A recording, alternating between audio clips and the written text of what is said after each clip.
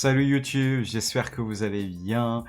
Aujourd'hui, il est temps, je pense, après 5 journées de championnat, et également des journées de cup évidemment, je pense, faire un petit power ranking de la première ligne, de la première ligue, de là où je vois, en fait, le classement final, de là où je vois toutes les équipes à la fin de la saison.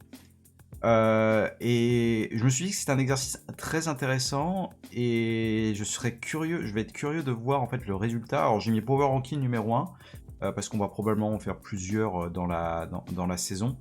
À noter que c'est mon avis personnel, je ne pense pas être parfait et je ne pense pas avoir... je ne veux froisser personne, hein, voilà, je ne suis pas non plus un expert de toutes les équipes. Néanmoins, là, j'ai regardé quand même énormément de matchs, on va dire, pour ce début de saison, et je me permets, par rapport à ce que j'ai vu de toutes les équipes, parce que j'ai pu regarder toutes les équipes jusqu'à maintenant, je peux vous dire que je me sens capable de les classer potentiellement et voir où il pourrait être à la fin de la saison. Sachant que ce classement, je vais dire pour plusieurs équipes, je les vois plus haut ou plus bas, voilà, ça peut être ils peuvent être plus haut, ils peuvent être plus bas suivant les situations. Mais clairement, pour le coup, ça va vraiment être un exercice très intéressant. Please, dans les commentaires, soyez indulgents et je vous invite à être respectueux de tout le monde. On peut être supporter et pourtant être respectueux. Voilà, j'espère que cette vidéo vous plaira et n'hésitez pas à la liker, voilà, ou à la partager. On va commencer tout de suite par évidemment du dernier jusqu'au premier, voilà. Et pour moi, le dernier, je pense, il n'y aura pas de surprise, on va dire, là-dessus. Je pense que ça va être les Wolves, parce que, les Wolves, qu'on le veuille ou non, c'est pas fameux, hein, c'est clairement pas fameux. Déjà l'année dernière, ils sont passés pas loin de la correctionnelle, ils avaient une défense catastrophique l'année dernière, je trouvais vraiment. Offensivement, ça allait, notamment parce qu'il y avait Mateusz Cunha, qui sauvait vraiment les meubles pour le coup. Mais cette année, c'est vraiment pas bon. Il y a une victoire en FL Cup, enfin 2 victoires en FL Cup d'ailleurs contre Everton et contre West Ham. Alors ça, c'est très bien, hein, ça c'est très bien. Mais être détruit par Manchester City à domicile, bon, évidemment, c'est City. Perdre face à Bournemouth, c'est pas honteux. Perdre à domicile face à Everton, c'est déjà beaucoup plus embêtant. Perdre face à Newcastle, qui va pas non plus très fort, c'est quand même embêtant. Perdre face à Leeds, un promu, c'est très embêtant. Et le problème en fait des Wolves, c'est que ils ont en plus au niveau des statistiques, c'est vraiment pas fameux parce que c'est la quatrième équipe, la quatrième pire équipe en termes de XG concédé, c'est assez effarant avec 7,7 depuis le début de la saison. Mais globalement aussi, ils marquent pas en fait et ils sont pas dangereux. Ils ont eu que 3 grosses occasions, il me semble, c'est ça, 3 grosses occasions de but.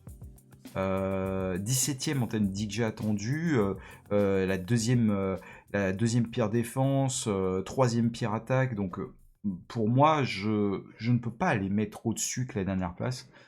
Clairement, je pense que cette année, les Wolves, je pense que c'est la descente cette année.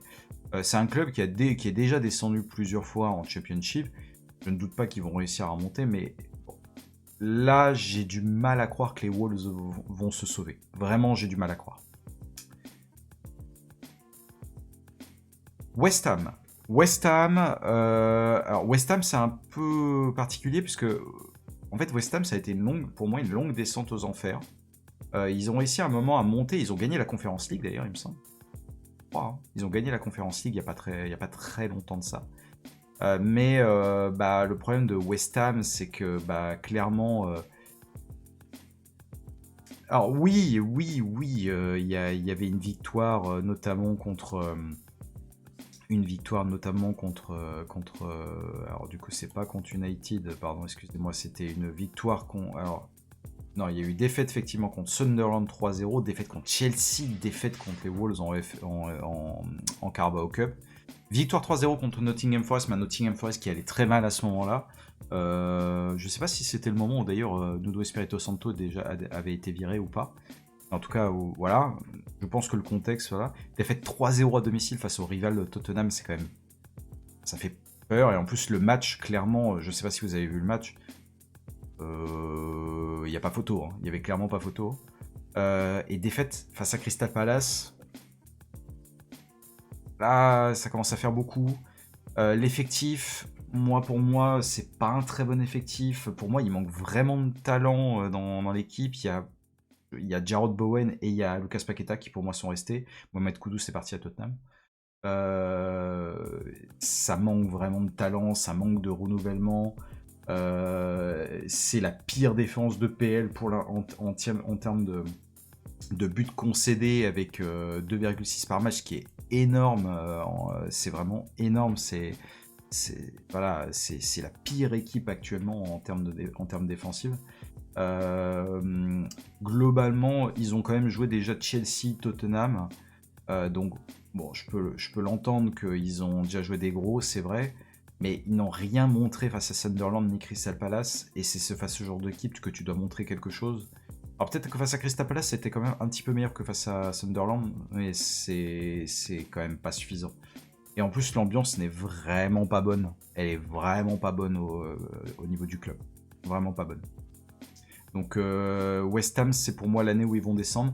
West Ham peut se sauver, hein. Clairement. Autant les Wolves, je n'y crois pas du tout. Autant le West Ham peut quand même se sauver, finir 17e, 16e, ça ne m'étonnerait pas. Mais là, il va falloir bien plus que ça, hein. Il va falloir clairement bien plus que ça. Et je commence à croire que c'est pas un problème de coach, hein. Parce que bon, ils n'ont pas eu des coachs non plus qui sont des tâches, hein. Graham Potter, qu'on le veuille ou non, je pense pas que ce soit une tâche. Il y avait avant, il y avait Lopetegui. Pour moi, c'était pas un mauvais entraîneur pour autant. On peut se poser des questions, hein. L'effectif, il est peut-être plus bon, hein, tout simplement, hein. Voilà, pour West Ham, West Ham, je suis inquiet, très très inquiet. Burnley. Alors, pour Burnley, bon, c'est un promu déjà, qui avait la meilleure défense de Championship quand même, hein, l'année dernière. Et de très loin en plus, hein, je crois, hein. Ça m'avait choqué. Alors, globalement, Burnley, bon, oui, défaite face à Liverpool, bien sûr, où ils n'avaient pas été catastrophiques non plus défensivement, mais offensivement, ils n'avaient rien fait, ils n'avaient rien tenté. Un nul face à Forest, c'est plutôt bien. Alors, ce qui est criant, par contre, alors victoire contre Sunderland, ça c'est très très important, par contre. Mais ce qui est criant en fait avec Burnley, c'était la très très mauvaise défense juste pour l'instant dans ce début de saison. Ils ont le pire nombre de XG concédés et de très très loin. Voilà, c'est vraiment, ils surperforment leur XG concédé, j'ai envie de dire, c'est que ils prennent beaucoup moins de buts qu'ils devraient en prendre, selon moi. Donc c'est inquiétant pour Burnley qui est censé se baser dessus, parce qu'offensivement c'est quand même pas la joie, hein. 14e avec 1,6 buts par match, c'est quand même pas la joie, et en plus le nombre de buts, vraiment le nombre d'actions. La pire équipe en termes de possession, c'est une équipe qui ne veut pas avoir la balle, donc clairement avec 33%, 33% c'est très faible, hein. En ayant joué Nottingham Forest et Sunderland, c'est quand même très faible. Contre Liverpool, ils avaient 19% de possession, je crois que c'était n'importe quoi. C'était vraiment n'importe quoi. Burnley peut se sauver parce qu'ils ont le jeu, je dirais, un peu caricatural du promu et de la petite équipe. Le jeu très défensif et hargneux, et potentiellement tu peux gagner des matchs comme ça, notamment face à Sunderland. Je pense que c'est un peu comme ça qu'ils ont gagné. Ça manque clairement de talent. Je trouve que le recrutement n'est clairement pas bon, enfin pas suffisant. Par contre, il y a des joueurs intéressants comme Anthony. Jadon Anthony, vraiment, c'est un très très bon joueur. Vraiment, je l'ai vu dans le match face à Tottenham, je l'ai vu, c'était très très intéressant. Mais pour moi, c'est typiquement l'équipe qui peut se sauver en étant 17e, 16e, comme finir dernier. Genre, les Wolves, ils peuvent passer devant Burnley, ça me choquerait pas, hein, vraiment. Donc, je ne sais pas. Pour le coup, Burnley, j'attends de voir, mais je parierais plus quand même sur une descente. Je pense que ce sera le premier promu. Voilà, le premier le promu qui va descendre. D'ailleurs, comme vous avez vu, parce que j'ai mis West Ham et Wolverhampton, je pense que ce sera le seul promu à descendre cette saison. Et vraiment, ça ne m'étonnerait pas que ce soit eux. Hein. Clairement, ça ne m'étonnerait pas que ce soit eux.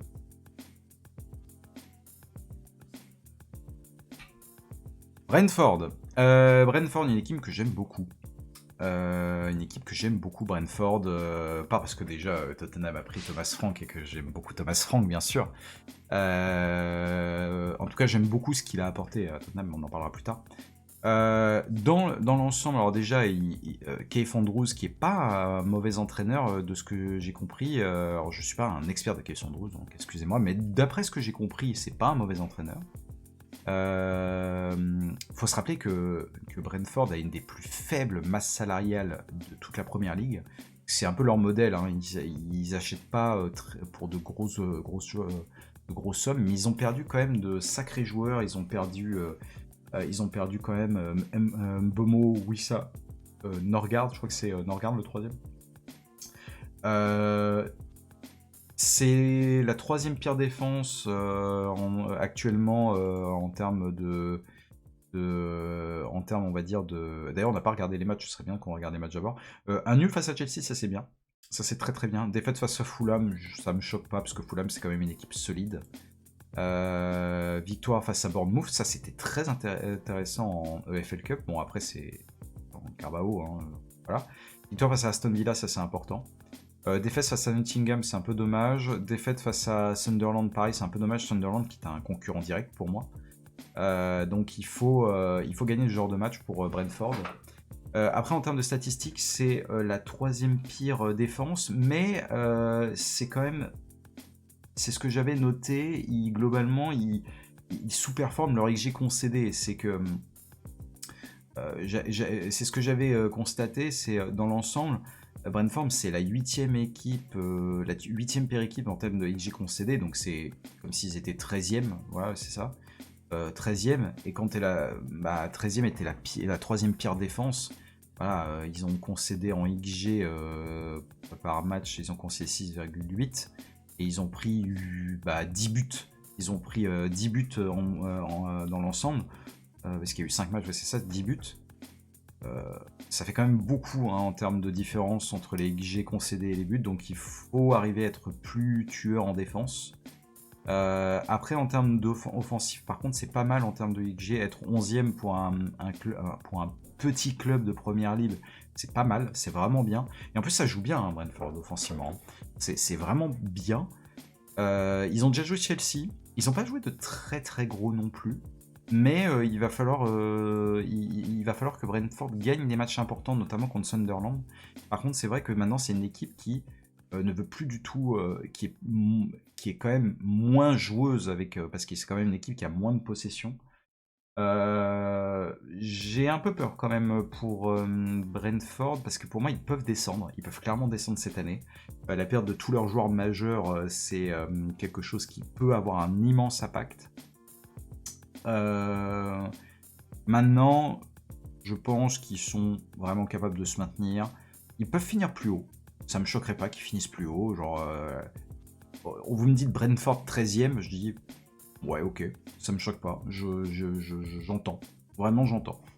Mais il va falloir être très solide face aux concurrents directs. Je pense que c'est comme ça qu'ils peuvent s'en sortir. Vraiment, c'est comme ça qu'ils peuvent s'en sortir.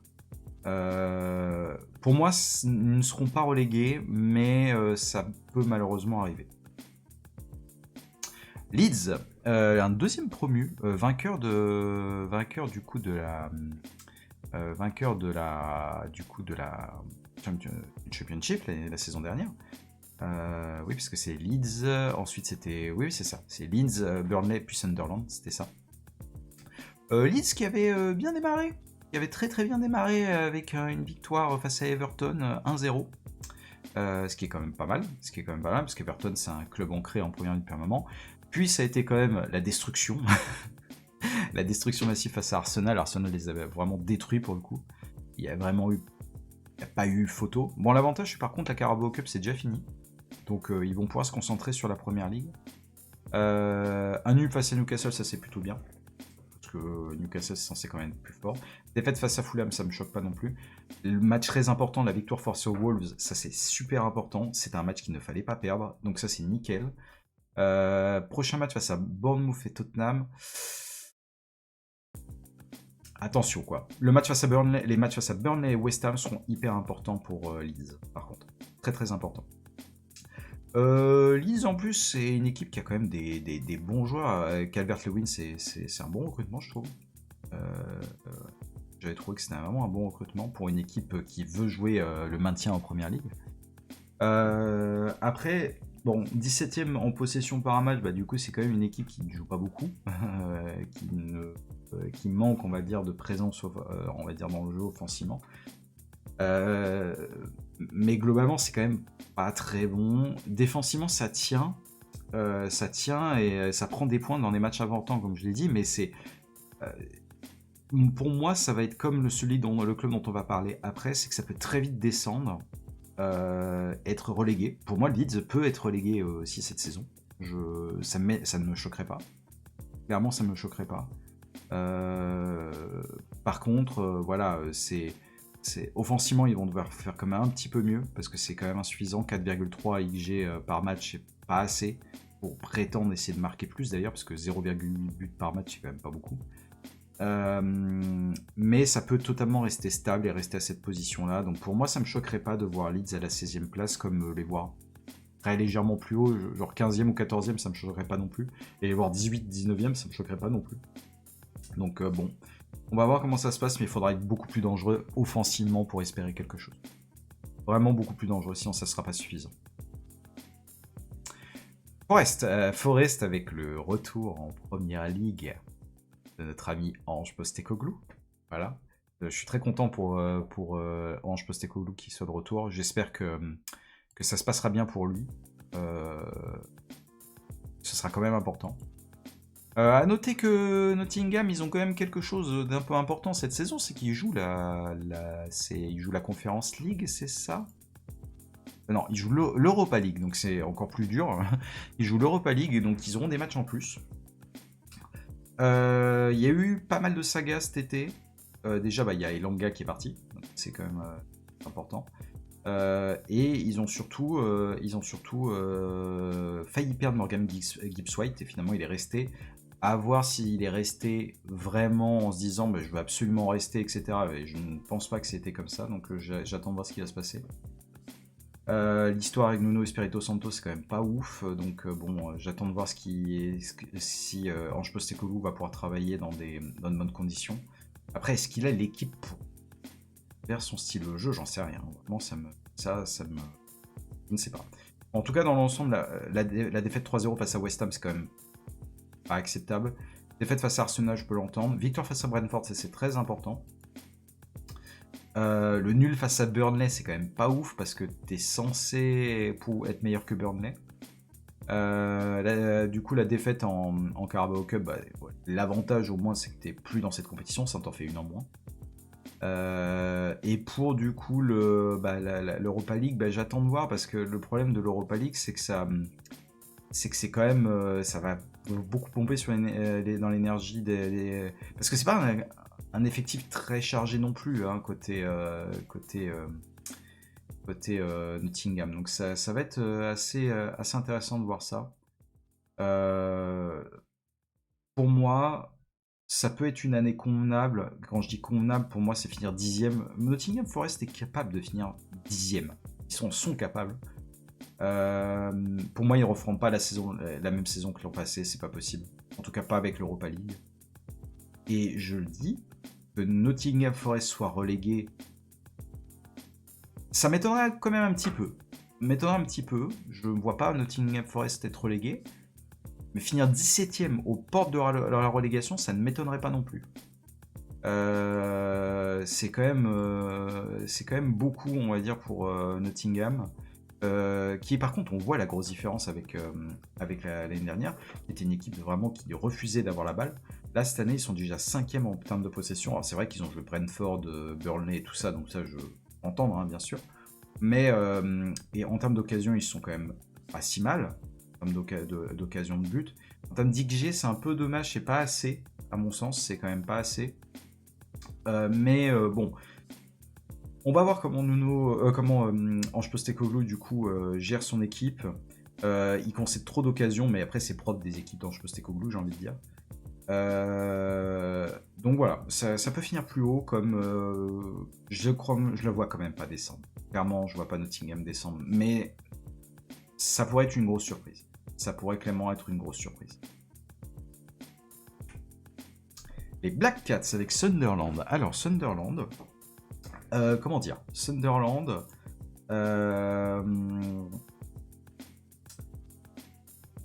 recrutement comme XXL pour un promu. C'est quand même pas mal un recrutement XXL. Je pense qu'avoir recruté Granit Xhaka, c'est peut-être une des meilleures choses qui pouvaient leur arriver. Parce que Granit Xhaka, c'est quand même un sacré joueur. Et surtout pour se maintenir, ça me paraît extraordinaire. Nordi Mukiele aussi fait un très bon début de saison. Ils ont des joueurs quand même plutôt bons, hein, je trouve. La win face à West Ham, très important. Défaite face à Burnley, ça c'est pas acceptable par contre, quand tu veux absolument te maintenir. La victoire face à Brentford, très important. Le nul face à Crystal Palace, ça c'est très très cool, parce que Crystal Palace c'est une très bonne équipe dans ce début de saison. Donc c'est vraiment un bon nul. Le nul face à Aston Villa, c'est ok, parce que de toute façon Aston Villa ils sous-performent quand même leur position, clairement. Donc je pense que ça reste de bons résultats. Le match face à Nottingham Forest va être très important, voilà, parce que si tu gagnes face à Nottingham, pour le coup, tu peux déjà respirer, parce que ce sera vraiment pas mal. Après, en termes statistiques, globalement, ils surperforment leur XG offensif. Ça peut leur jouer des tours parce qu'ils mettent plus de buts qu'est-ce qu'ils produisent techniquement, parce qu'ils sont déjà à 1,2 buts par match, en sachant qu'on a joué 5 matchs, ça fait à peu près 6 buts par match. Et là, t'es qu'à 4,5 XG, donc tu surperformes quand même un petit peu. Il y a des buts, peut-être qui t'ont fait gagner des matchs qui, si tu les avais pas mis, ça aurait été un petit peu complexe. Pour moi, après, ils sont à leur place. Ils sont à leur place en termes offensifs. Défensivement, c'est très bien. Être 5ème défense actuellement. Après, en termes d'XG concédé, être 15ème, du coup, c'est plutôt bien. C'est vraiment, du coup, ils sont vraiment à leur place, hein, défensivement actuellement. Mais ils n'ont pas joué de grosses cylindrées. Et ça, pour le coup, on va voir. La première grosse cylindrée qu'ils vont jouer techniquement, c'est Manchester United, il me semble. Si je ne me trompe pas. Ouais, c'est ça, c'est Manchester United la semaine prochaine. Donc, ouais, ça peut leur jouer des tours. Il faut en fait, à la limite, pour un promu, perdre face aux gros, c'est pas grave. Il faut gagner gagner les matchs importants. De toute façon, quand tu joues le maintien, il faut que tu gagnes les matchs contre tes concurrents directs. Si tu gagnes tes matchs contre tes concurrents directs, même si tu perds face aux équipes plus fortes que toi, et de toute façon, tu vas probablement un match par-ci, un match par-là prendre un nul, genre typiquement ce qui se passe avec Crystal Palace. Sunderland, je les vois bien se maintenir. Vraiment, je les vois bien se maintenir. Mais Sunderland, contrairement à Nottingham Forest, autant je les vois pas descendre. Sunderland, c'est pas impossible qu'ils descendent. Ça peut être une descente aux enfers complète, ça peut arriver. Hein, je vois. Par contre, après, ils ont quand même des joueurs d'expérience. Donc, ça va être intéressant de voir ce qui se passe.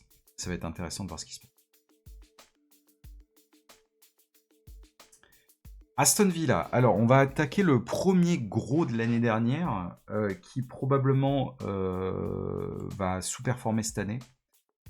Alors, le problème d'Aston Villa, déjà, soyons clairs, c'est, il me semble, aucune victoire, à part en Europa League, bien sûr. Oui, c'est ça, c'est en Europa League. Aucune victoire dans ce début de saison. Pratiquement aucun but marqué. Je crois qu'ils ont quoi? Ils ont, ouais, c'est ça, 2 buts, un but marqué. Un but marqué, j'ai même pas vu ça. Un but marqué. C'est pas normal. Le match nul face à Newcastle, bon, ok. Mais perdre face à Brentford, perdre 3-0 à domicile face à Crystal Palace, c'est pas acceptable. Et c'est surtout que, en fait, Aston Villa, actuellement, ne produit rien offensivement. Mais vraiment, quand je dis rien, et pourtant l'équipe, elle n'a pas tant changé que ça. C'est ça qui m'étonne. Oui, ils ont quelques blessés, je l'entends. Amadou Nana, bon, et encore, je pense qu'il était là au début. Ils ont quelques blessés. Et ils ont recruté Jadon Sancho. Pour moi, c'est une bonne prise. Ils ont toujours Morgan Rogers, qui est un des meilleurs joueurs de PL pour moi. Mais c'est surtout, alors déjà, tu avais la pire attaque de Première Ligue, mais c'est non seulement tu as la pire attaque de Première Ligue, mais c'est surtout que tu ne produis rien. Mais absolument rien. 3,9 XG en 5 matchs pour une équipe comme Aston Villa, ce n'est pas normal. Et en plus, ils n'ont pas joué non plus d'immenses pointures. Ils n'ont pas joué d'immenses pointures. Donc ça m'inquiète pour Aston Villa, ça m'inquiète énormément. Et en plus, ce qui est le pire, c'est qu'en plus, Aston Villa surperforme ses XG concédés. Actuellement, ils sont la deuxième pire équipe en XG concédés. Et ils n'ont pris qu'un but par match.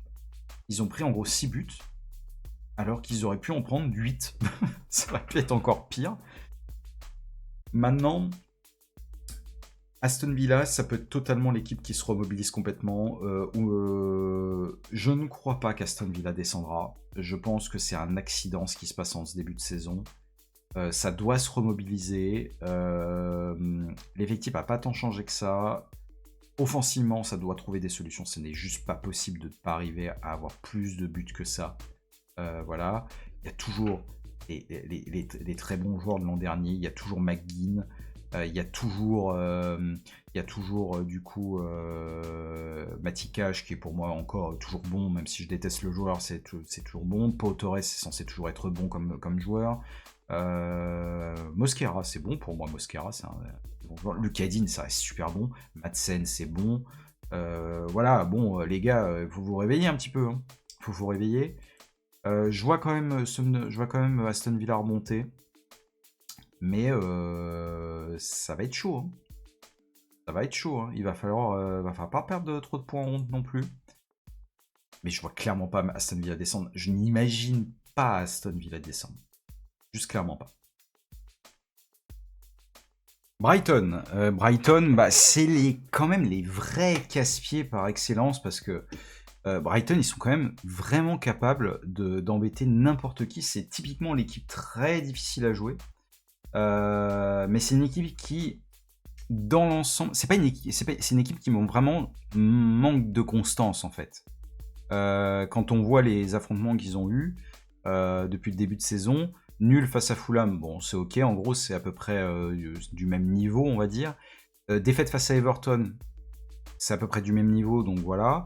Victoire face à Manchester City, et derrière ça a été défaite à Bournemouth, bon, Bournemouth c'est fort, nul face à Tottenham. Donc j'attends de voir quand même ce qui va se passer. Alors ils ont quand même un calendrier assez chargé. Ils jouent Chelsea au prochain match.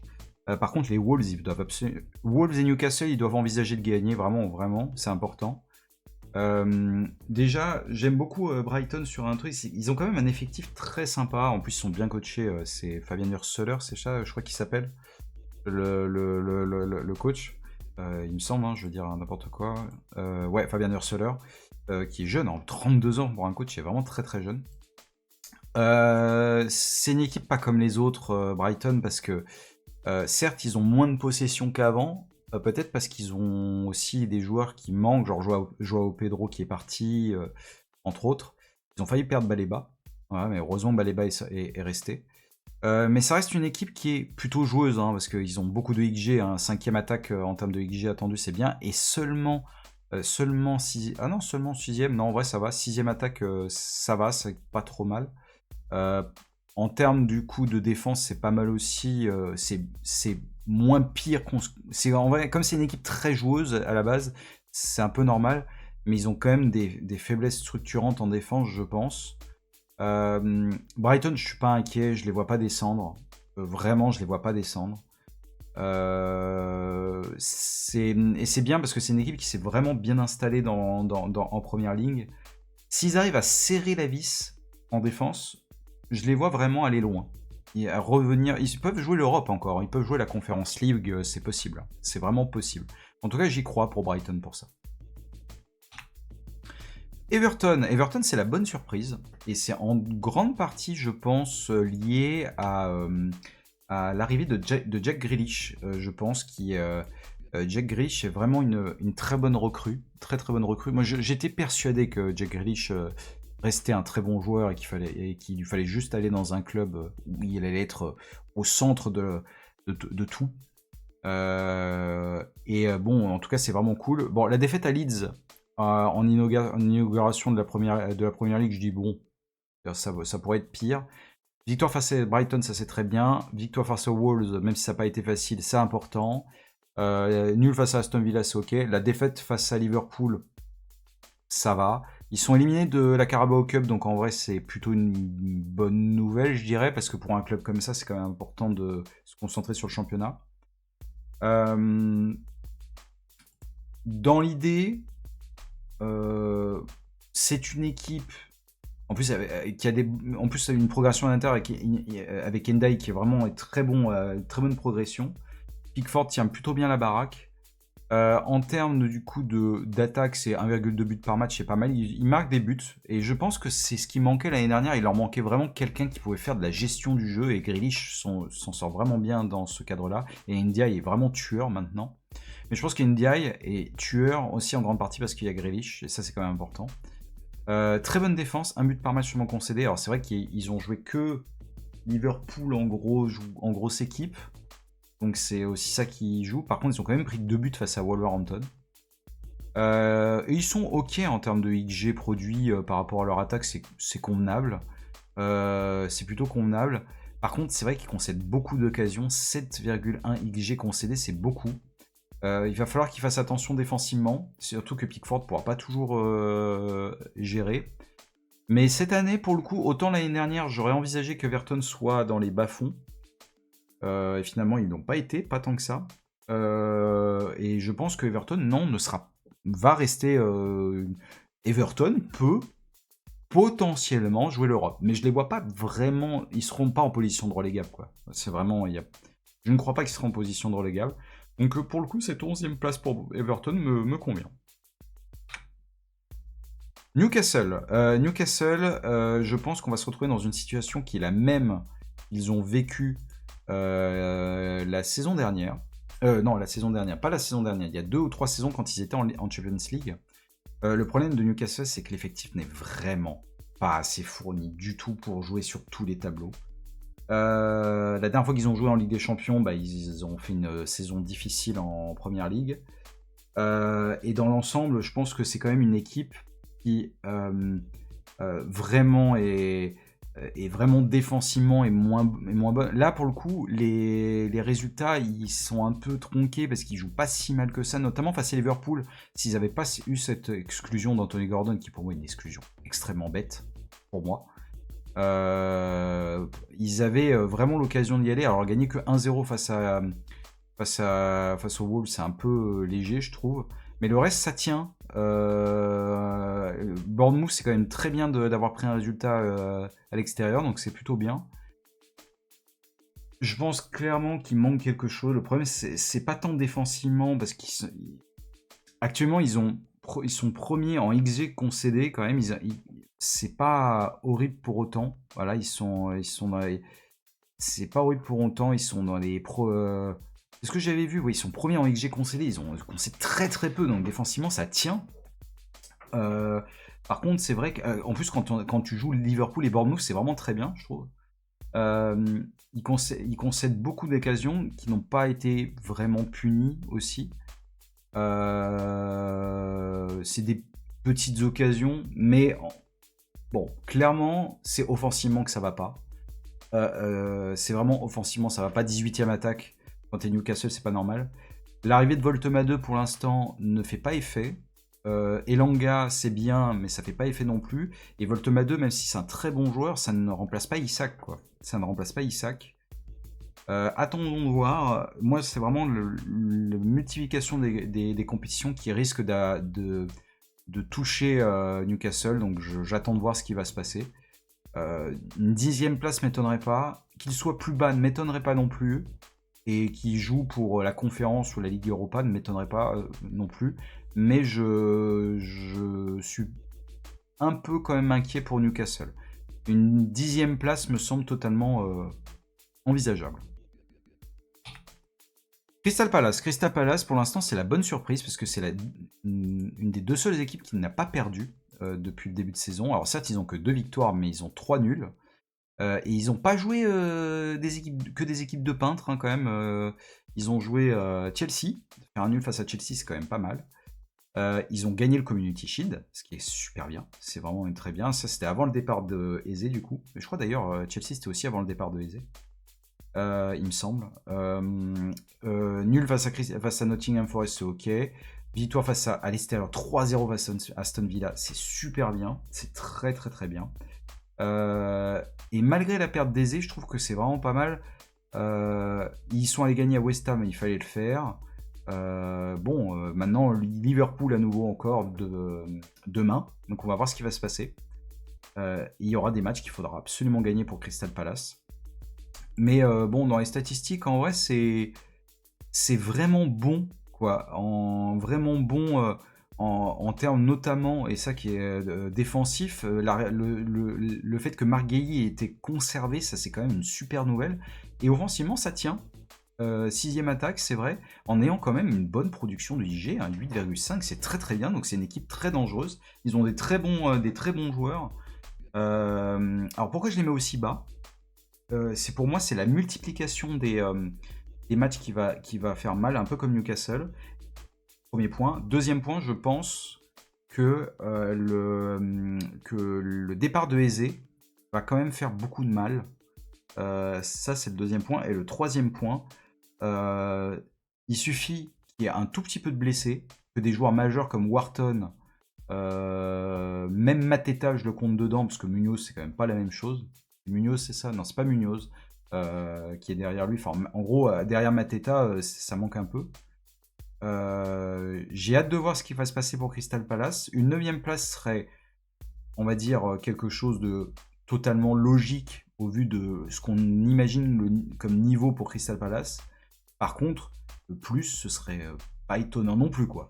Ils peuvent jouer, là, encore une fois, ils peuvent jouer la conférence, ils peuvent jouer la Ligue Europa, ça ne m'étonnerait pas pour Crystal Palace. Vraiment, ça ne m'étonnerait pas pour Crystal Palace. Fulham. Alors Fulham, pourquoi je les mets au-dessus de Crystal Palace? Je pense que ça pourrait faire réagir pas mal de personnes. Alors c'est tout simplement parce que Fulham, c'est la stabilité à l'état pur. C'est que ça va gagner contre contre qui ils doivent gagner. Voilà. Ça va faire des nuls contre ceux contre qui ils doivent faire des nuls.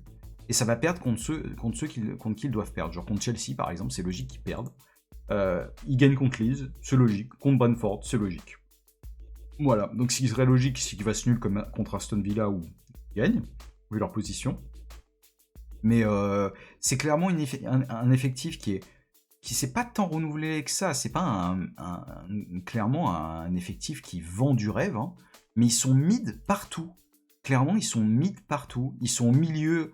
Ils sont au milieu en. Alors, 6 buts, ils sont en 6e en termes d'attaque, c'est vrai, mais c'est pas non plus extraordinaire compte tenu qu'on verra des XG qu'ils produisent. Ils sont 12e en XG, c'est quand même pas énorme. Donc, ils sont au milieu en XG. Ils sont 6e en défense, mais ils sont au milieu, pareil encore, en XG concédé, il me semble. Ouais, 11e, c'est ça. Donc, ils sont vraiment mid.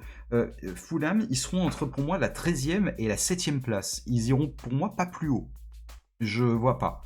Et c'est quand même super intéressant pour cet effectif-là. Alex Iwobi, quand même, est plutôt bon, je trouve, depuis ce début de saison.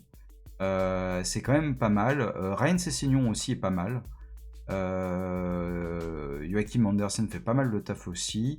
Ça va être intéressant à suivre, je pense, l'effectif de Fulham. Il y a des joueurs. On va voir le retour de Anthony Robinson parce que le problème, c'est pour moi le meilleur joueur de Fulham, c'est lui. Il va vraiment manquer. On va voir quand est-ce qu'il revient, mais pour l'instant, c'est pas mal ce que produit Fulham et j'y crois. Hein. Je crois entre la 13e et la 7e place, donc je les ai mis plus ou moins au milieu. Je les ai mis 9e, 8e, pardon, donc ça ne me choquerait pas. Ok, United. Alors, C'est un gros morceau dont on va traiter parce que United, pour moi, c'est une équipe qui est sous-estimée, mais vraiment, vraiment sous-estimée depuis le début de la saison. Autant, je trouve que c'est pas une des mes équipes les plus emballantes à voir jouer, clairement pas. Mais c'est, et en plus, ils ont quand même joué. Faut se rappeler, hein, ils ont quand même joué City, Chelsea et Arsenal. Ils ont déjà joué City, Chelsea et Arsenal. Et leur position en ayant joué ces 3 équipes-là, c'est pas mal, quoi. Il y a beaucoup de clubs qui ont joué beaucoup de petites équipes, et qui sont plus hauts, certes, mais c'est pas la même chose. Offensivement, globalement, ça tourne. Hein. Il faut se rappeler, c'est bon, 7e en possession, ok, mais surtout première équipe en production de XG et bien devant City. Hein. Donc pour le coup, moi je serais très très attentif à ce qui se passera pour United. Le problème, c'est qu'ils ont une mauvaise défense dans l'ensemble parce qu'ils concèdent beaucoup de XG. En fait, c'est là que le problème pour l'instant, c'est offensivement ça tourne plutôt bien, défensivement ça tourne pas suffisamment bien, mais après la production de XG, des XG concédés, c'est aussi dû aux adversaires qu'ils ont eu, qu'ils ont affrontés. Est-ce que si ils auraient eu ils auraient été dans la même situation s'ils avaient affronté des Burnley ou des Wolverhampton, des trucs comme ça? Je suis pas sûr. Clairement, je suis pas sûr. Je pense vraiment qu'une United, il faut les surveiller. Je les vois bien finir. En vrai, Ligue Europa m'étonnerait pas. Ils peuvent monter jusqu'à la 5e place pour United. C'est totalement possible. Vraiment, c'est totalement possible. Comme la saison peut être catastrophique. Comme ça peut être catastrophique comme les dernières saisons. C'est totalement envisageable. Moi, je trouve que ce qui se passe envers tous les attaques envers Ruben Amorim, je trouve que c'est un peu exagéré. L'équipe, elle tourne pas si mal que ça. Vraiment, il manque un très bon gardien et un très bon milieu de terrain du calibre international. Là, Baïndir, je suis désolé, ça va pas. Et il faut, enfin, c'est pas suffisant. C'est un bon gardien remplaçant, mais c'est pas un gardien titulaire. Et il faut pas, il manque quelqu'un à la place d'Ougarté ou d'un autre. Il faut un autre joueur qui soit capable de jouer vers l'avant au milieu de terrain. J'avoue que Kobbie Mainoo, je comprends pas pourquoi il est pas titulaire. J'avoue, je capte pas. Mais bon, en tout cas, on verra ce qui va se passer. Il y a des joueurs qui peuvent progresser, mais en termes statistiques, c'est bien moins pire qu'on l'imagine. Vraiment bien moins pire. Bournemouth. Alors, Bournemouth, je les vois 6e au vu de ce qu'ils produisent. Bournemouth, c'est une équipe super sympa à voir jouer. C'est clairement un vrai plaisir de les voir. Déjà, parce que c'est une équipe joueuse. Pour moi, Antoine Semenyo est clairement l'un des meilleurs joueurs de la saison pour l'instant. On vient de démarrer, vous me direz. Hein. C'est bien. Bournemouth ne joue surtout pas de Coupe d'Europe. Et ça, c'est un énorme avantage. Et surtout, incroyable ce qu'ils produisent en étant 6e attaque et 6e défense. Donc c'est pour ça que j'ai mis 6e. 6e attaque et 6e défense, en concédant peu d'occasions et en ayant perdu Huysen, Zabarni et Kerkez. Franchement, c'est quand même dingue. C'est quand même vraiment dingue. La défaite pour moi face à Liverpool, elle est un peu cher payée parce que ils ont vraiment bien joué, je trouve. Ils auraient mérité mieux et Liverpool a été tueur quand il fallait. La victoire face au Wolves, c'est bien. La défaite face à Brentford fait un peu tâche. J'ai pas trop compris ce qui s'est passé. Moi, j'ai vu le match face à Tottenham. C'était une masterclass en termes tactiques. Et Semenyo a été extraordinaire. La victoire face à Brighton, c'est très bien. Le nul face à Newcastle, bon, je peux l'accepter. Là, par contre, Bournemouth, ils ont Leeds, Fulham. Ça, si tu veux faire respecter ton rang, tu dois être capable de gagner ces 2 matchs-là. En tout cas, ça me semble important de gagner ces 2 matchs-là pour Bournemouth face à Leeds et Fulham. Statistiquement, comme j'ai dit, alors bon, évidemment, il y a Semenyo qui est partout. Mais ce qui est important, surtout quand on voit les statistiques, c'est comme j'ai dit, ils sont milieu, ils sont 6e partout. Ils n'ont pas besoin de tant de possession de balles pour être vraiment au-dessus. Sachant qu'ils ont joué Liverpool quand même, qui baisse le rendement de possession. Mais 9e en termes de XG attendu, c'est vrai, ils sont quand même très efficaces sur leurs attaques. Et en soi, c'est surtout, ils sont plutôt aussi OK en termes de XG concédé. 18e, c'est-à-dire qu'ils sont 3e meilleure équipe en termes de XG concédé. C'est très très bien. C'est vraiment très bien. Je suis impressionné. Vraiment impressionné par Bournemouth. Je pense que c'est une équipe à suivre. Ça ne m'étonnerait pas qu'ils jouent les troubles faits. J'attends de voir face au gros. J'attends vraiment de voir face au gros. Et par contre, il y a un truc, il faut surtout pas que Semenyo se pète. Hein. Attention aux blessures, il faut pas que Semenyo se pète parce que c'est vraiment un joueur très très important. Il y a certes des joueurs comme Kluivert, Savanier ou je sais pas quoi, enfin bon, bref, il y a quand même des joueurs importants. Aussi, il y a Evan Nilsson. Il me semble que c'est toujours Evan Nilsson qui est titulaire, à moins qu'il soit blessé. Non, c'est toujours Evan Nilsson. Evan Nilsson, c'est un très très bon joueur. Hein. Vraiment, j'aime beaucoup ce joueur. On va voir ce qui va se passer pour du coup pour pour Bournemouth. Du coup, ça va être intéressant. J'attends de voir ce qui va se passer.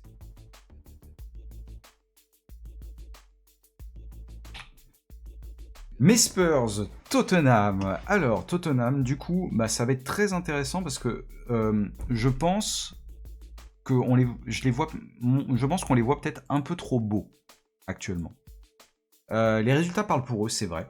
Il y a la défaite face au PSG en Super Cup, ça que moi j'ai vécu, j'y ai cru, hein, je me suis dit c'est bon, on va gagner. J'ai vu 2-0, je me dis on va gagner, c'est incroyable, et en fait, non, bravo au PSG quoi. La victoire face à Burnley en ouverture 3-0 qui a été incontestable, hein, évidemment. La très belle victoire face à City à l'extérieur. Je trouve qu'on a été extrêmement bon face à City. La défaite face à Bournemouth, pour moi, c'est vraiment une défaite tactique, une grosse défaite tactique. Bournemouth a été extraordinaire.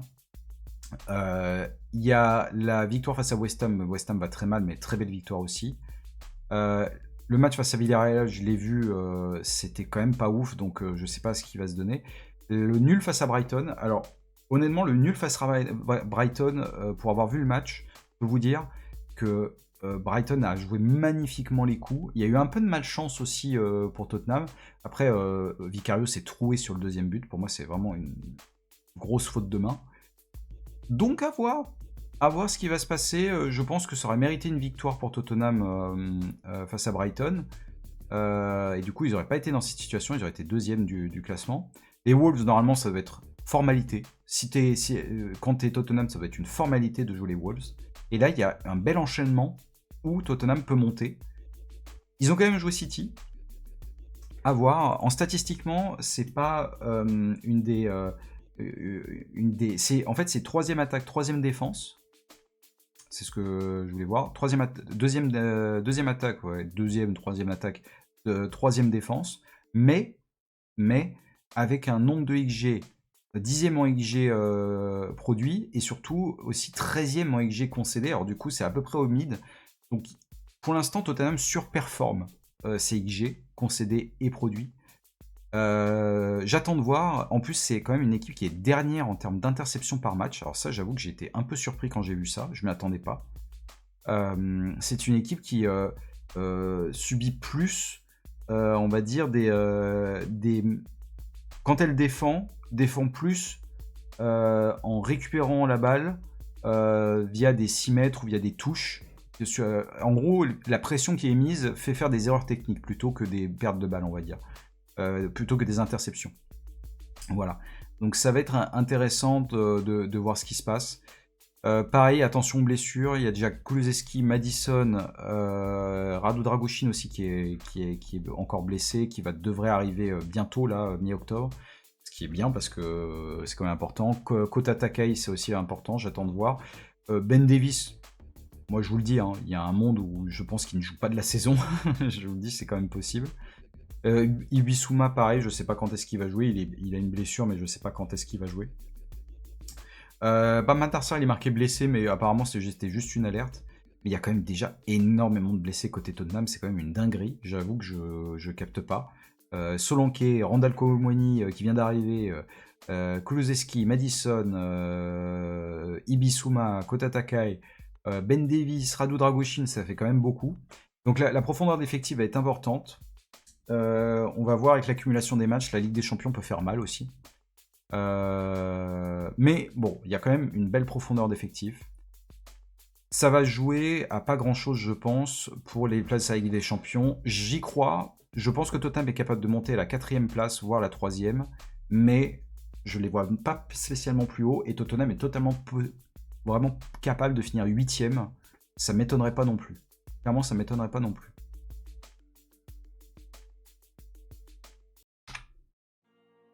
Manchester City, et oui, je vois bien les Citizens perdre encore une place par rapport à l'année dernière, parce que l'année dernière, ils ont fini quoi? 3e? Oui, parce qu'ils ont fini derrière Arsenal. Ils ont fini derrière Arsenal et Liverpool, il me semble.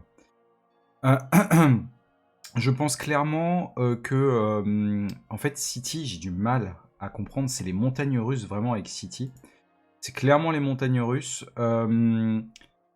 Si on regarde juste les...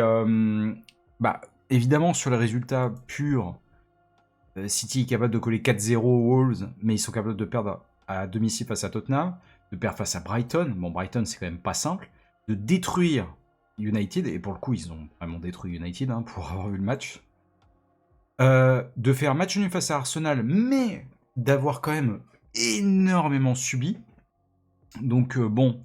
Je suis pas inquiet à proprement parler. Je pense que City va finir dans les premières positions encore. Parce que ça reste City et l'effectif reste quand même très intéressant si on regarde très vite. Pour moi, il manque peut-être un gros gardien, un très bon gardien. Parce que pour l'instant, James Trafford, de ce qu'il montre, je capte pas trop. Et Gianluigi Donnarumma, écoutez, pour l'instant, il donne satisfaction. On va voir sur la durée parce que c'est pas un gardien... C'est pas pour rien qu'il est parti, c'est pas un gardien il est parti du PSG. C'est pas un gardien qui aime jouer libéraux. Donc j'attends de voir. Il y a des joueurs qui, comme des joueurs qui sont très bons comme Kuzanov, etc. Bon après, visiblement, ça n'a pas l'air d'être très grave. Aïd Nouri va revenir très vite. Aïd Nouri, c'est pas quand même quelque chose d'important parce qu'Aïd Nouri, c'est un vrai bon joueur. Tijani Reinders, c'est un vrai bon joueur. Pour le coup, lui, j'espère que ça se passera correctement. Pour l'instant, Rodri, ça se passe pas vraiment aussi bien qu'on l'imaginait. Donc j'attends de voir. Et statistiquement, alors certes, Haaland a déjà mis 6 buts. Je l'entends, je veux bien. Haaland a déjà mis 6 buts. Mais bon, oui, ça reste une équipe qui produit énormément de XG, City, c'est normal. Mais comparé au nombre de buts qu'ils mettent, c'est pas tant que ça. City, ils mettent pas tant de buts que ça. Et ils ont mis surtout des buts face à Wolverhampton. Ils ont mis 4 buts face à Wolverhampton. Et ils ont mis 3 buts face à United. Mais le reste, ils sont pas mis tant que ça. Et en défense, c'est quand même pas ça, défensivement. Alors certes, là du coup, ils sont 6e défense, donc c'est pas catastrophique, mais ils concèdent quand même pas mal de XG, il me semble. Ouais, c'est ça, 12e en XG, donc ça veut dire qu'ils sont 8e ou 9e, 9e en XG concédé. Pour une équipe qui se veut être qui veut être championne, parce que c'est quand même le but de City, c'est d'être championne. Une équipe qui veut être championne, ça suffit pas. Donc j'attends de voir. C'est quand même une montagne russe pour les amis Citizens. Je ne les vois pas gagner la Champions League. Je ne les vois pas gagner. Bon, déjà la Champions League, je les vois pas gagner cette année, mais je les vois pas spécialement non plus gagner la Première Ligue. Pour moi, il y a d'autres équipes qui sont bien au-dessus. Et pour le coup, j'insiste sur le bien au-dessus à date. Je suis quand même un peu curieux. Pour moi, ils vont faire moins bien que l'année dernière parce qu'il y a des équipes qui sont, à mon sens, meilleures. Maintenant, s'ils finissent deuxième, ce sera pas non plus une révolution, quoi. Je vais pas me dire, si elle finit deuxième, c'est incroyable. Non. Par contre, vous me dites City gagne le titre à la fin de la saison, je vais vous dire, j'y crois moyen. J'y crois vraiment moyen, pour le coup. Mais je les vois pas spécialement beaucoup descendre, par contre. Chelsea, bon du coup vous savez quelles sont les 2 dernières équipes et probablement l'ordre dans lequel je les mets. Chelsea, alors Chelsea, c'est un peu particulier parce que c'est un début de saison quand même extrêmement bizarre. Parce que moi, Chelsea, j'avais quand même de vrais espoirs pour Chelsea, compte tenu de ce qu'ils avaient montré en Coupe du Monde des clubs. Mais pour l'instant, ça se passe pas si bien que ça. Alors, il y a déjà le nul face à Crystal Palace. Bon, Crystal Palace, c'est pas évident, et c'est le match d'ouverture de la saison. Il y a eu très peu de préparation. Voilà, il y a eu deux matchs amicaux seulement. Les joueurs étaient peut-être fatigués, etc. Il y a l'histoire face à West Ham, ça c'est très bien. Ils ont fait respecter le rang. En plus, West Ham était vraiment à la rue dans ce match. Chelsea a battu Fulham, mais ça c'est bien, ça c'est une bonne victoire parce que c'est jamais facile de passer Fulham. Mais faire un nul face à Brentford, même si Brentford ça reste une équipe pas facile à jouer, c'est non. Surtout en jouant vraiment de manière très bizarre. J'ai vraiment trouvé leur match très bizarre. En Ligue des Champions, on va pas trop en parler. Et bon bah alors après contre United, quand tu te sabordes le match complètement dès le début avec une exclusion mais débile de Sanchez pour moi. Bah, en fait, ça vient du fait que bah, pour moi déjà Robert Sanchez n'est pas du tout un excellent gardien. Enfin c'est un bon gardien. Genre, vous mettriez Robert Sanchez à Brighton, même, je vais dire, aller dans des équipes comme qui je pourrais vous donner Fulham ou tout ça, je vous dirais ok. Mais pour Chelsea, ce n'est pas suffisant. Ce n'est clairement pas suffisant. En plus, il y a la blessure de Colwill qui a fait énormément de mal. Et en plus, il y a aussi la blessure de Cole Palmer. Qui visiblement c'est une blessure qui semble être une blessure musculaire, donc bah effectivement je pense qu'à mon avis il en a pour un petit moment. Ils disent mi-novembre, donc c'est probable que ça arrive avant. Début ok pour jouer au Pedro avec Chelsea, c'est pas trop mal ce qu'il propose. Maintenant en plus il y a Liam Delap aussi qui s'est blessé, et Liam Delap c'est quand même une bonne recrue. Bah là le truc c'est que c'est vrai que ça produit du jeu, ça c'est sûr. 8,4 XG produit, c'est vraiment bien, c'est très très bien, ça on va pas se mentir. Mais par contre, tu peux pas être 14e en XG concédé. Alors c'est pas catastrophique non plus, hein, je dirais, ça veut dire que tu es 6e équipe, c'est 6-7e équipe dans le championnat. Mais en fait, c'est t'es 7e équipe, et en plus, t'as vraiment. Je veux dire, pour moi, t'as eu de la chance, quoi. Je trouve, quand j'ai vu certains matchs, je me suis dit, oui, il aurait pu se prendre ce but-là facilement et tout ça. Et après, ça aurait pu être gonflé aussi, les XG concédés, ça aurait pu être gonflé par le match face à United. Si United, il n'y avait pas eu l'exclusion, je sais même plus qui a été exclu côté United, c'était vraiment débile. Mais bon, voilà. En tout cas, Chelsea, je les vois 3e. Je pense que c'est un cran en dessous de ce qu'il y a au-dessus. Un petit cran en dessous.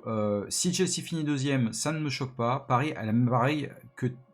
Bon, par contre, contrairement à City, ça me choquerait qu'il soit pas en Ligue des Champions. Ça me choquerait. Et ça me choquerait. Par contre, ce qui me choquerait aussi, c'est que Chelsea remporte le titre. Je n'y crois absolument pas.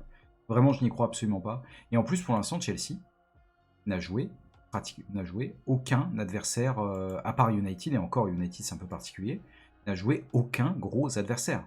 Aucun. Donc je suis un peu curieux. J'attends de voir ce qui va se passer pour Chelsea. Les blessures de Colwill et de Cole Palmer peuvent être préjudiciables. J'espère que ça ne le sera pas. Mais en tout cas, voilà. J'espère en tout cas pour eux que ça ne sera pas, parce que moi je m'en fiche un peu. Mais voilà. En tout cas, ouais, 3e, ça me semble raisonnable. Arsenal, les éternels seconds, comme j'ai envie de dire, les éternels seconds. Bah, je les vois encore seconds, je vous le dis, je les vois encore seconds. Victoire face à United, même si je pense que ça a été un petit peu poussif comme victoire, après c'est le premier match de la saison. Victoire face à Leeds, ça c'est très très bien, ça a été parfaitement maîtrisé. Défaite face à Liverpool, c'était un match pourri en termes techniques, donc des deux côtés. Pour moi, Arsenal ne méritait pas spécialement de gagner, et Liverpool non plus d'ailleurs, ça aurait dû être un nul, à mon sens. Nottingham Forest, victoire 3-0, c'est très bien. Et le match nul face à City, où ils ont dominé, et je pense qu'ils auraient mérité mieux.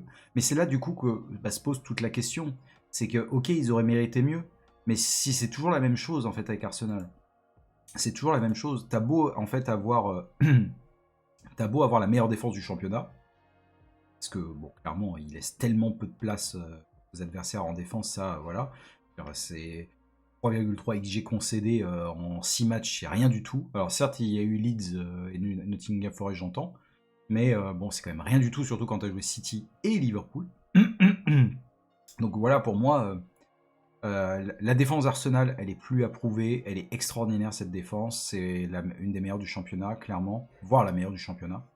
Voilà. Tu marques, certes, tu as marqué 2 buts par match, t'es la deuxième attaque, certes, mais tu as joué Leeds, encore une fois, et dans les matchs où tu dois marquer, parce que gagner 5-0 face à Leeds, c'est bien rigolo. C'est rigolo de gagner face 5-0 à Leeds. Si tu gagnes 2-0, ça suffit. Hein. Voilà. Pour moi, si tu gagnes 2-0 face à Leeds, ça suffit. Mais par contre, il faut arriver à mettre des buts contre Liverpool. Il faut arriver à mettre des buts contre Liverpool, il faut arriver à mettre plus de buts contre City, il faut arriver à mettre ce... là, tu as eu de la chance aussi face à United, selon moi. Arsenal, évidemment, est une équipe calibre champion. Champion de Première Ligue, c'est évident. Et si Arsenal gagne la Première Ligue cette année, ça me choquera pas. Évidemment, je me dis, bah oui, c'est normal. C'est la bonne continuité des choses. Après tout ce qu'ils ont fait ces dernières saisons, j'entends, j'ai pas de problème avec ça. Mais non, bah, au bout d'un moment, il faut arriver à passer ce cap. Et ce cap, il est offensif. Et faut arrêter de me dire qu'il y a des blessures, il y a ci, il y a ça. Ok, enfin, tout le monde a des blessures, hein, voilà. Tout le monde a des blessures, et c'est pas des blessures non plus préjudiciables. Alors certes, il y a Martin Odegaard, c'est vraiment un peu chiant. Par contre, ça, je dois bien l'avouer. Martin Odegaard, c'est quand même vraiment chiant. Mais Piero Hincapié, pour l'instant, bah, il joue pas, et de toute façon, la défense, elle fonctionne sans lui. Il y a Madueke, évidemment, qui, lui, c'est un peu plus chiant. On va voir ce qui va se passer. Fin novembre, c'est quand même beaucoup. Gabriel Jesus, de toute façon, il joue pas. Voilà.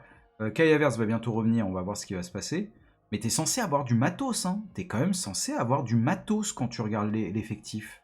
Donc pour moi, c'est pas normal, en fait, d'être aussi peu dangereux offensivement. Donc j'attends. J'attends clairement. Défensivement, rien à prouver, c'est la meilleure équipe défensive de la Ligue. J'attends de voir ce qui va se passer sur cette saison. Arsenal a toujours eu un creux dans leur saison, toujours, et ça a été à chaque fois préjudiciable. Les blessures, je suis d'accord, mais tout le monde a des blessures. Et il faut maintenant que Arsenal arrive à passer ce cap, sinon, bah, ils seront les éternels seconds, et les supporters seront frustrés, et moi je comprendrai, quoi. Voilà. Pour ma part, ça me va qu'ils ne gagnent pas, mais je veux dire, s'ils veulent passer ce cap, bah, il va falloir absolument qu'ils soient meilleurs offensivement. Bah, évidemment, si c'était pas Arsenal, c'était forcément Liverpool. Bon, bah, alors, moi, je ne comprends pas. C'est impossible, en fait, de ne pas mettre Liverpool favori à sa propre succession. Ce n'est juste pas possible. C'est une machine offensive. Les Reds, c'est vraiment une machine offensive. En fait, mais en plus, c'est une machine offensive. C'est une machine offensive en ayant surtout meilleure attaque, meilleure possession, en ne jouant, selon moi, pas si bien que ça. Donc imaginez s'ils ont leur rythme de croisière. Qu'est-ce qui se passe s'ils atteignent leur rythme de croisière? Est-ce qu'ils vont l'atteindre aussi? C'est possible aussi, parce que il y a le cas Mohamed Salah, parce que avec la CAN et la Coupe du Monde, est-ce qu'il va se donner à fond avec Liverpool? Moi, je suis pas sûr. En plus, t'as pas vraiment de vraie solution à droite. À part lui, t'as Frimpong, c'est sûr, mais bah, après, tu mets qui derrière dans le système de Arne Slot? Tu mets qui?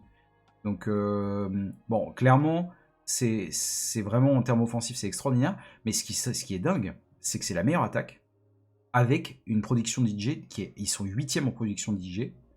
C'est avec 7 XG depuis le début de la saison, on a attendu. C'est quand même assez dingue, hein. C'est quand même assez dingue d'être première avec ça. Voilà. Et après, défensivement, bah c'est bah oui, c'est la 4e défense, oui. C'est la 4e défense. Et pour moi, c'est suffisant si tu veux être champion. Si tu as une attaque comme celle de Liverpool, si tu mets plus de buts que l'adversaire, bah tu peux en prendre. Genre par exemple contre Bournemouth, bah t'en as pris 2, ouais, mais t'en as mis 4. Bah ouais, donc au bout d'un moment, je vois vraiment aucune autre équipe, à part peut-être Arsenal, et encore c'est vraiment limite, Je ne vois aucune équipe capable d'être championne à part Liverpool. À l'heure actuelle, après 5 matchs, je ne vois aucune équipe. Me dire que Liverpool ne joue pas si bien que ça, vraiment pas si bien que ça, mais détruit quand même l'opposition et est la seule équipe à 5 victoires, ça, en fait, ça veut tout dire. Ça veut juste tout dire. Et moi, je suis pas trop inquiet pour Liverpool parce que je me dis ils ont pas beaucoup d'occasions, pas tant d'occasions que ça pour leur rang. Et ils sont quand même premiers. Ils ont déjà joué Arsenal, donc ça c'est quand même pas mal. Ils ont déjà joué Bournemouth. Bournemouth c'est quand même un poil à gratter, un sacré poil à gratter. Et donc bon bah il leur reste maintenant. Ils ont joué Newcastle donc ça c'est cool. Il leur reste maintenant quand même les autres gros. Il y a le match face à City qui va être intéressant. Le match face à Chelsea je l'attends vraiment. Pour moi c'est vraiment une des oppositions les plus intéressantes. Après par contre c'est vrai qu'ils jouent City quand même assez loin en novembre.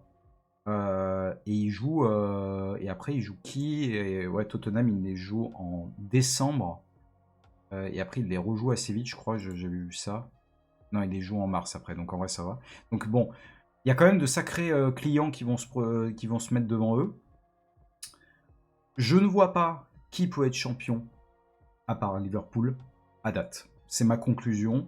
Je ne vois pas. Par contre, il y a des joueurs qui sont indispensables pour moi côté Liverpool. Van Dijk, Gravenberch, potentiellement, du coup, si on peut donner un cas particulier, je dirais peut-être potentiellement Wirtz, même s'il joue pas extrêmement bien pour l'instant, Wirtz pourrait manquer, et même Szoboszlai pour moi pourrait manquer. Il y a 3-4 joueurs, il faut pas qu'ils se blessent, hein. Ou en tout cas pas en même temps, hein. Sinon ça pourrait être catastrophique. Mais pour moi, Liverpool est le grand favori à sa succession. En gros, voilà mon classement. Du coup, en résumé, je vous ai dit, hein, je vous ai dit à peu près à quelle place je voyais les équipes. Pour moi, les Wolves, je les vois pas plus haut que la 18e place. West Ham, pour moi, entre la 20e et la 16e place. Brentford, c'est pareil. Burnley, je les vois pas plus haut que la 17e, 16e place. Comme ils peuvent être 20e. Voilà. Et après, sur ce qui se passe ici, Aston Villa, ça peut remonter. Newcastle aussi. Là, de ce que je vois, je pense que Liverpool, clairement, est grand favori. Je les vois pas en dessous de la 2e place, ou difficilement en dessous. Arsenal, je les vois pas vraiment en dessous non plus de la 2e place, ni de la 3e. Donc pour moi, Arsenal peut faire 1, 2 ou 3, Liverpool 1 ou 2, Chelsea peut faire 2, 3, 4, 5, City peut faire 2, 3, 4, 5, 6. Tottenham peut faire, pour moi, 3, 4, 5, 6, 7, 8. Voilà. Et après, même United, je les mets plus haut. Et Bournemouth, un peu, je les vois moi là aller plus haut. Mais clairement, United, je les vois aller potentiellement plus haut. C'est pas impossible. Vraiment. En tout cas, voilà. J'espère que cette vidéo vous aura plu. Elle est un peu longue, je suis vraiment navré. J'espère que ça va quand même vous intéresser. Je vous fais à tous plein de gros bisous. Je fais très attention à vous. Prenez soin de vous. Salut tout le monde.